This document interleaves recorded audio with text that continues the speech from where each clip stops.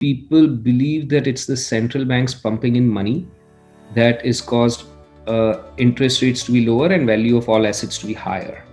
So does this mean, and because you've already said this, does this mean that you are not worried about the oncoming interest rate hikes in the US in 22, 23, and that would lead to an outflow of money and all of that? You're not worried about that? By our style, we never worry about macro, just a style of investing. We worried about individual stocks and making sure that the portfolio as a whole is not particularly susceptible to any such macro development, more so than the market is. If market goes down, so be it. We try and go down much less than the market. If market goes up, our team's effort is to go up more than the market. According to us, it is impossible. I think people in media and in general, good investors, smart investors, do a big disservice to the layperson in saying that it is very difficult to time the market. It is not very difficult to time the market. It is impossible to time the market. And there's a huge difference between something being very difficult and something being impossible. It's like a coin flip. You don't say it's very difficult to predict the coin flip. If it's a fair coin, it's impossible to predict the coin flip. It's, can be heads, can be tails, 50-50. And same is true for the market. It is difficult to predict. And hence we don't spend, inordinate amount of time trying to predict which, it's like Dhoni or Kohli, cricket captain. Should they be wasting time, days and hours and days trying to figure out how to win the toss in the next game?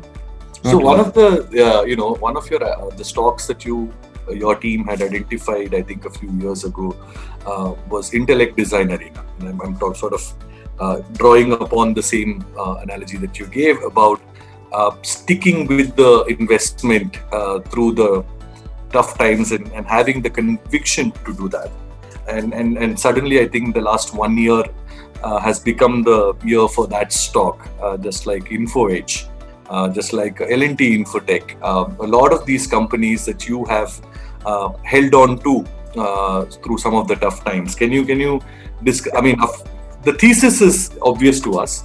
Can you explain, give us some examples or some conversations that you had in the last few years when, some client was saying, what is this? Why are we holding on to this? Why do we even have this? So certainly our team has done an excellent job in a lot of different sectors and in IT services as well. IT services, there is a general myth that it's an X-growth industry or sector.